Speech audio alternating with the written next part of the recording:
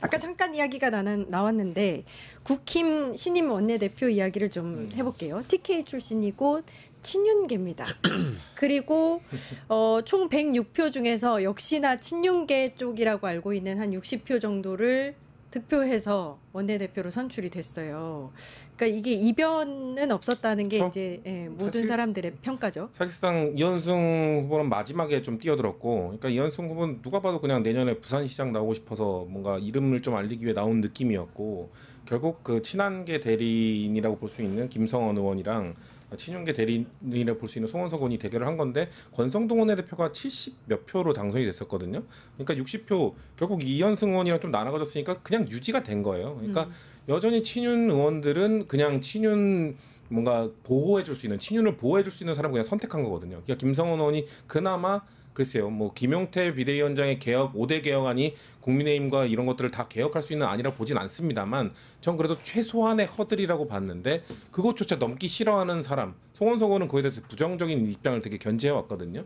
뭔가 이런 혁신과 관련돼서는 김용태 비대위원장 얘기한 거 말고 무슨 혁신위를 새로 꾸려가지고 해야 된다. 이거 안 하겠다는 얘기거든요. 그러니까 친윤 의원들은 여전히 보수를 혁신하고 새로 만들고 뭔가 윤석열 전 대통령과 절연하고 이럴 생각이 전혀 없다는 게 이번 송원석 의원의 60표 당선으로 다시 한번 증명됐다고 그냥 봅니다. 이 김성원 후보 같은 경우에 30표예요. 딱 친한계. 예. 그 친한계가 그러면 더 이상 확대되지는 않은 걸로 보면 되는 거겠죠? 그렇죠.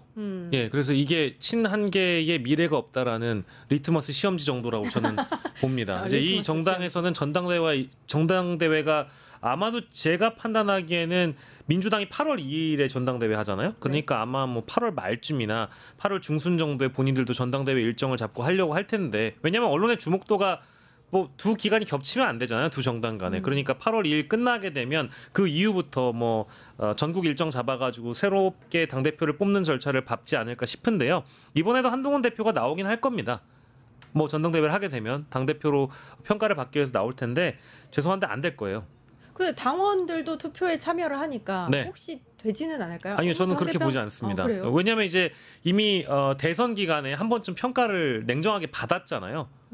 그때 그래도 좋은 성적을 꽤 내지 않았나요? 근데 저는 그렇다고 보지 않죠. 왜냐하면 김문수 후보라는 사람의 한동훈이라는 정치인이 이미 밀렸다는 거 자체가 이미 자신의 경쟁력을 보여준 것이고, 이것은 사실은 대중적이고 어쨌든 뭐 국민들 전체의 여론이 다 담긴 선거가 아니라 당원들이 뽑는 선거잖아요. 그러다 보니까 당원의 여론이 어디로 쏠려가느냐의 문제인데, 그 여론이 실제 의원들의 즉 당심이 민심을 견인할 때도 있고, 그 당심을 상징하는 것은 의원들의 표심이 더 강력하다고 저는 개인적으로 보고 있거든요. 지금의 국민의힘의 그 표심이나 당원들의 흐름이라는 건 결국에 여전히 60% 이상의 당원들이 윤석열을 그리워하고 있다라든지, 혹은 미래로 간다고 하더라도 뭐 탄핵은 좀 과도했다라든지, 여전히 이재명 대통령에 대한 반감이 있다라든지, 이런 분들이 전반적인 당원의 구성을 하고 있다라고 봐요. 그러면 전당대회가 열렸을 때 한동훈 개나 한동훈 후보가 대표가 될 수 있느냐, 이건 다른 문제로 좀 보거든요. 그래서 될 가능성이 없다. 김문수가 그럼 당대표가 되는 걸까요? 가능성이 높을까요? 뭐 글쎄요, 뭐 아직까지 몇 면이 안 나왔기 때문에 김문수 후보가 만약에 나오게 되면 그래도 한동훈 후보보다는 더 표심에 작용받지 않을까 싶어요. 제 개인적으로 그렇습니다. 어떻게 보세요? 저는 지금 안철수 후보는 나올 것 같아서. 근데 안철수 후보는 친윤 지지를 또 못 받거든요. 네. 왜냐면은 다 경선 끝나고 열심히 선거운동 해준 것 때문에 친윤 세력들, 뭐 이른바 윤석열 전 대통령과 절연하지 않은 세력들이 안철수 새로 보인다 이랬다가, 지금 안철수 의원이 최근에 보이는 행보, 특검에 적극 협조해야 된다 이런 발언들, 그거 보고 또 친윤 세력들이 역시 안철수는 안 돼 이렇게 돌아서는 모습들이거든요.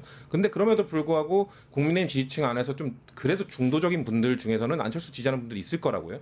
그렇기 때문에 저는 안철수, 김문수, 한동훈 3파전 되면은 한동훈이 또 모른다. 그렇기 때문에 또 나올 거다. 한동훈 계에서도 지금 그때 한지아 의원이 얘기했던 것 같은데, 나오라는 사람이 한 4, 나오지 말라는 게 한 6 이렇게 들었던 걸로 기억하는데, 그럼에도 불구하고 이 애매한 구도 때문에 결국 저도 나올 거라고 보는데 나왔는데 잘 안 될 것 같아요. 그러니까 결국 지금 그 국민의힘 측에서는 지금 특검, 아마 윤석열 전 대통령에 대한 압박 이런 것들이 계속 이루어질 거고, 그런 것들을 보면 저는 제가 생각할 때 상식적으로 윤석열 전 대통령에 대한 수사가 진행이 되고 좀 털어내고 싶을 것 같은데, 뭔가 수사가 진행되면서 뭔가 발표할 때마다 또 거기는 응집할 것 같아요.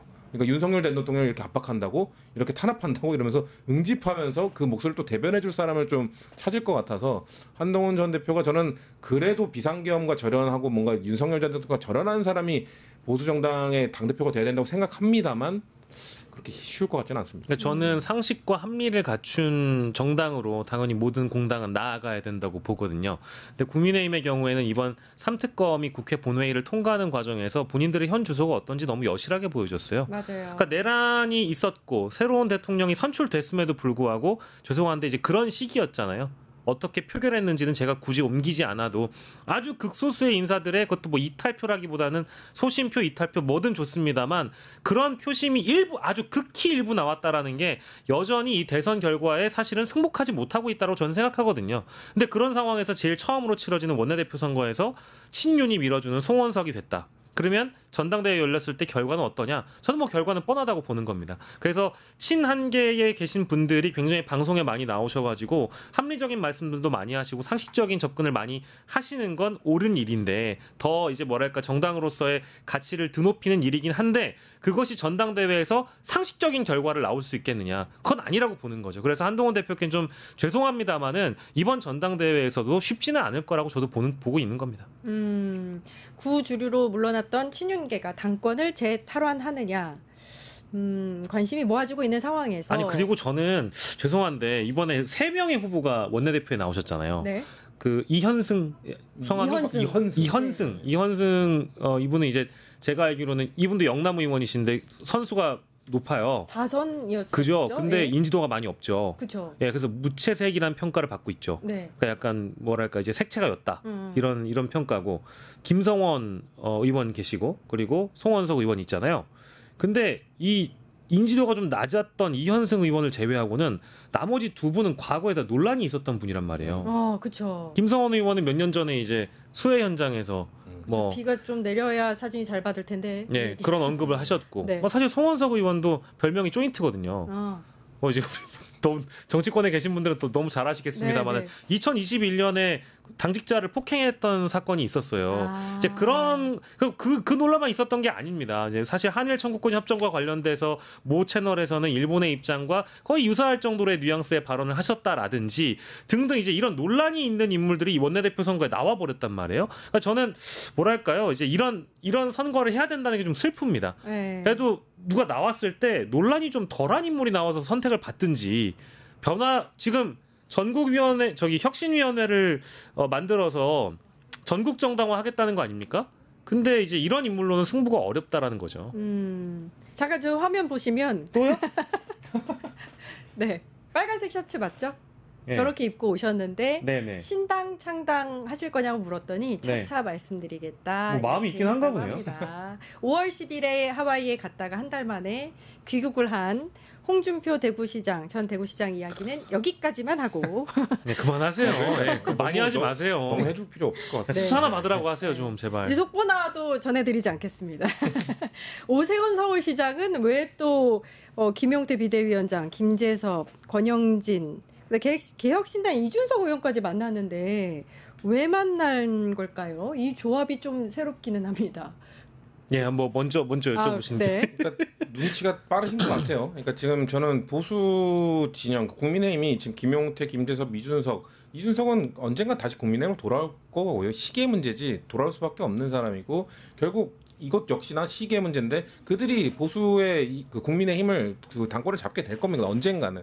근데 그게 빨리 오느냐 늦게 오느냐의 차이인데 오세훈 시장 입장에서는 본인이 계속해서 정치를 해 나가고 싶어 하고 그렇다면은 보수에서 젊다고 하는 이 사람들에게 본인이 힘을 실어주는 그런 모습을 보여주고 싶었던 것 같은데 저는 이렇게 식사를 할 게 아니라 적어도 김용태 비대위원장이 개혁안 냈을 때 저 아까 말씀드렸듯이 그 개혁안이 국민의힘을 다 바꿀 수 있는 개혁안이라고 생각 안 합니다만 그래도 거기에 힘을 실어주는 발언을 좀 하고 그런 다음에 좀 이렇게 서포트하고 식사하는 모습을 보여줬어야 되는 게 아닌가. 너무 그냥 밥만 먹고 이들과 스킨십하는 모습만 보여주는 것보다는 그래도 국민의힘의 책임 있는 그리고 광역단체장 정치인으로서 뭔가 김용태 비대위원장이 이 정도 개혁안을 받아줘야 되는 거 아니냐 이 정도의 메시지도 안 냈으면서 이들의 그냥 젊음, 좋은 이미지 이런 것들만 좀 취득하려는 듯한 모습이어서 조금 글쎄요 눈치는 빠르신 것 같아요. 뭔가 이들에게 흐름이 언젠가 넘어갈 거나 알고 계시기 때문에 그런 것 같은데 지금 국민의힘 내부 사정상 지금 이들과 밥 먹을 게 아니라 그들의 목소리, 특히나 김용태 비대위원장이 이제 임기도 얼마 안 남았는데 그에게 힘을 실어주는 발언을 좀 해주는 게 필요하지. 이런 스킨십은 그렇게 큰 의미가 있는 것 같지는 않아요. 이준석 같은 경우에는 그 징계안 있잖아요. 제명청원이요?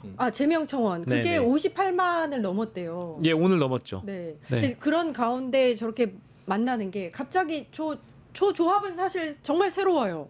왜 이준석 의원도 같이 만났는가? 나머지는 이제 국힘이니까 왜 이준석이 꼈을까요?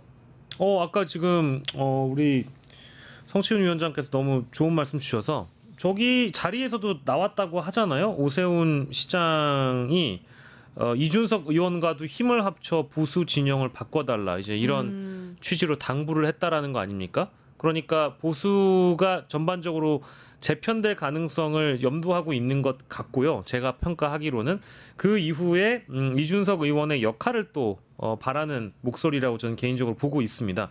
이게 하필이면 저희가 홍준표 시장 얘기하다가 전 시장 얘기하다가 오세훈 시장 얘기까지 했는데요.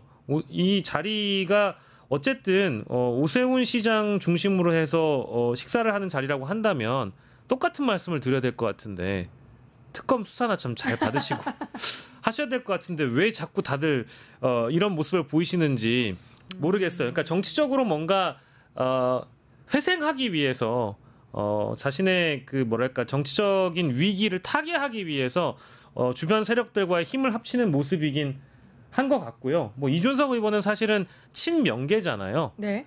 명태균계잖아요. 그러니까 오세훈 또 홍준표, 네. 이준석 이런 인물들은 친명태균계라고 봐도 사실 무방한 정치인들이잖아요. 그런 차원에서 같이 있는 모습이 전혀 이질감이 느껴지지 않고요. 다만 김재섭, 김용태 이제 이런 국민의힘에 있는 젊은 청년 정치인들은 개혁적인 성향이다 보니까 국민의힘이 바뀌고 혹은 보수가 바뀌는데 역할을 해달라는 거니까 국민의힘이 안 바뀌면 나와서 같이 개혁하자라는 것처럼 들릴 수도 있는 거겠고요. 그러니까 신당 창당하고도 모르겠습니다. 그 모르죠. 뭐 제가 오세훈 시장 마음에 안 들어가 봤는데 어떻게 알겠습니까? 근데 이제 이런 움직임이 나온다는 거는 슬슬 기지개들 피신다는 거니까요. 네, 반응을 또 한 번씩 보는 그런 것도 있기 때문에 정치권에서. 근데 신당 창당은 사실상 어려울 거예요. 바른정당 사례도 있었고 나갔다가 실패했던 사례가 있기 때문에 그리고 그 정당을 결국 만들려면 결국 돈이거든요. 현실이기 때문에 돈적인 측면에 있어서 누가 돈을 대고 지금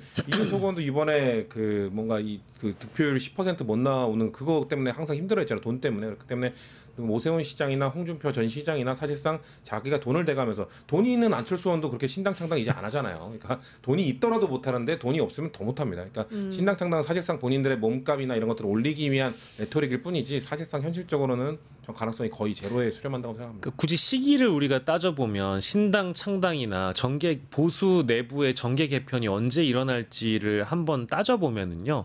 하다 안 됐을 때 나올 것 같아요. 그러니까 지금에서 저렇게 기지개 피는 거는 그냥 준비 운동이고요. 우리 살아 있어요. 우리 여기 있습니다라고 지금 얼굴 보여주는 것밖에 안 되고 제 판단입니다만은 전당대회가 끝나고 뭐 당을 다 한꺼번에 이탈하진 않겠습니다만은 지방선거라는 이 굉장히 전국 단위의 큰 선거가 목전에 두고 있는데 자신들이 그 어떤 권력도 어떤 그 기회도 얻지 못한다라고 한다면 저 정당에서 정치를 할 이유가 있을까요? 당연히 없겠죠. 한동훈계 같은 경우에는 대선도 이미 경선에서 실패를 했고 이미 총선에서도 한동훈 비대위원장의 실력을 받고 뭐 물론 유튜버로서의 역할은 저는 굉장히 출중하다고 봅니다만은 근데 거기까지밖에 안 되는 거잖아요. 그러려면 지방선거에 이제 도박을 해야 되는데 국민의힘 내부에서는 도박을 할 수가 없잖아요. 그럼 그때쯤 되면 아마 따로 또 같이 모을 수 있는 새로운 정당의 탄생이 뭐 그런 시도는 할 수 있겠다.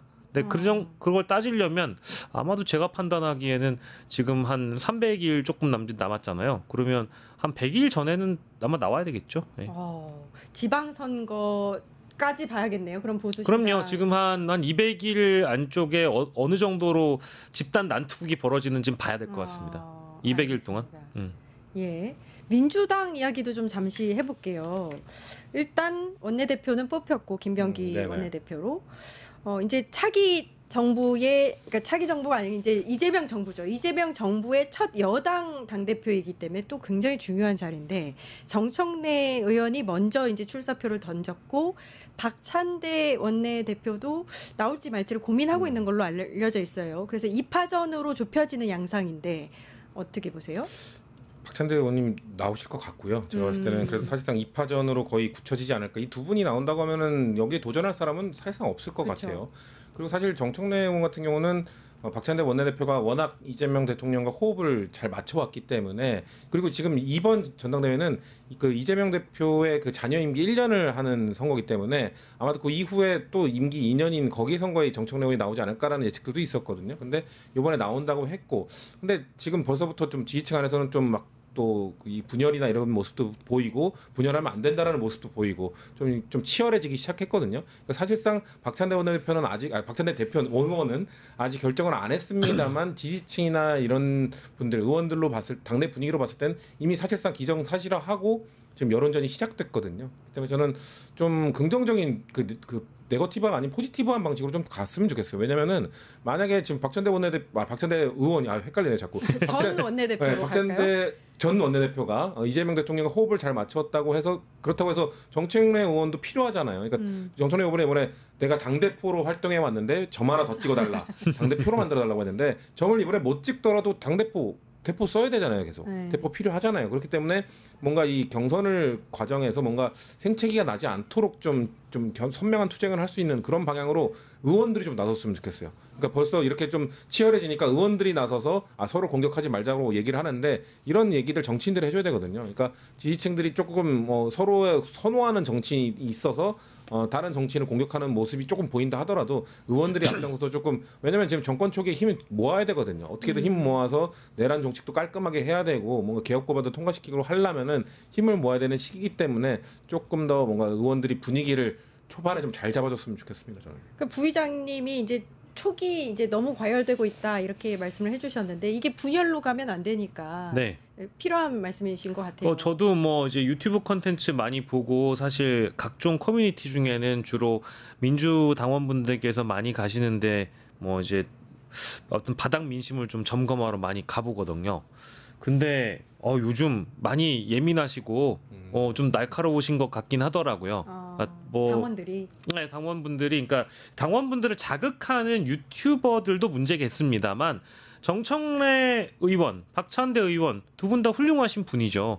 누가 당대표가 되더라도 굉장히 잘하실 분들이라고 저는 평가를 하고 싶습니다. 근데 각자가 갖고 있는 색깔이라든지 개성이 분명히 좀 다르기 때문에 주로 이제 언론에서 분석하기로는 전투력이나 투쟁력은 정청래 의원이 아니냐, 당 대표이니까. 또 박찬대 의원 같은 경우에는 좀 온건 중도 노선을 걸었던 안정감 있는 인사 아니냐 이런 말씀들을 많이 하시는 것 같고요. 뭐 일장일단이 있겠죠. 이제 당대표가 되시면 해야 될 역할이나 이런 책무와 관련돼서는 누가 하든 동일한 것인데 스타일이 다르다 보니까 이것이 혹시나 이재명 대통령을 서포트하고 또 전폭적으로 지원해줘야 되는 여당 역할의 여당의 수장인데 과연 누가 하는 것이 맞냐를 두고 굉장히 치열하게 좀 다투시는 것 같아요. 근데 저는 누가 되더라도 잘 할 것이고 너무 걱정하지 않으셨으면 좋겠다는 말씀을 좀 드리고 싶고요. 또 이런 얘기하면 한가한 소리하고 자빠졌네 이럴 수도 있을 것 같아가지고.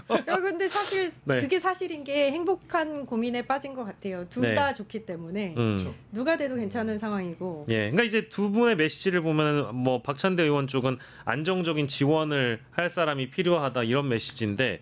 그 정청래 의원님 말씀하시는 거 들어보니까 싸움은 내가 한다. 대통령은 앞으로만 가라. 이제 이런 식의 메시지거든요. 그러니까 뭔가 좀 색깔이 많이 다르죠.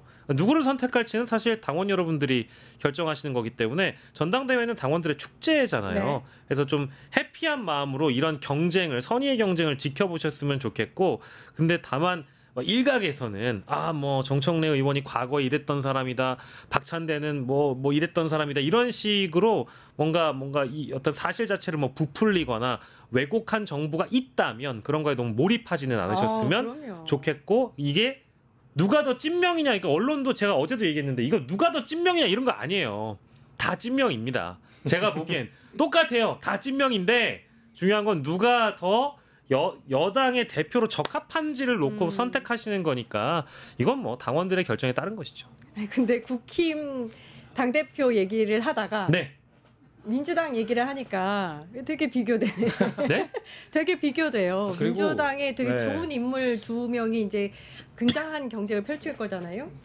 근데 그리고 국힘은 역시 향후 한 지금 8월로 잡혔으니까 지금 6월 중순이잖아요. 근데 이재명 정부 지금 출범 지금 12주, 그러니까 2주밖에 안 됐잖아요. 근데 너무 많은 일을 너무 많이 하세요. 이재명 대통령이. 그래서 근데 아마도 7월까지 하면은 엄청나게 또 많은 일들이 발생할 거고 지금 야당이 어떤 태도를 보이는지도 보일 거예요. 그렇게 되면은 지금 박찬대 의원이랑 정청래 의원이 너무 성격이 딱 뚜렷하게 갈라지거든요. 왜냐면 사실 야당일 때는 박찬대 원내대표도 본인은 원래 유쾌한 성격이라고 계속 얘기했습니다. 아주 강한 원내대표 모습 보여줬거든요. 근데 지금 여당이 되자마자 나는 원래 유쾌한 사람입니다 하면서 갑자기 이미지를 좀 원래 이미지로 돌아가고 계시잖아요. 그래서 지금 저는 7월 달에 이 6월 말부터 7월 동안 이재명 대통령이 촉발에 막 밀어붙이는 그런 개혁안들에 대해서 야당이 어떤 태도를 보이느냐에 따라서 지금 당신도 바뀔 거라 봐요. 그럴 수도 있겠다. 뭔가 국민의힘이 좀 어느 정도 협조를 해주면서 협치를 하려는 모습을 보인다? 그러면 좀 유화적으로 뭔가 대화를 할 수 있는 정치를 할 수 있는 박찬대 의원한테 좀 더 힘이 실릴 것 같기도 하고 여전히 저들이 정신 못 차리고 계속해서 뭔가 발목 잡기 하고 반대만 한다?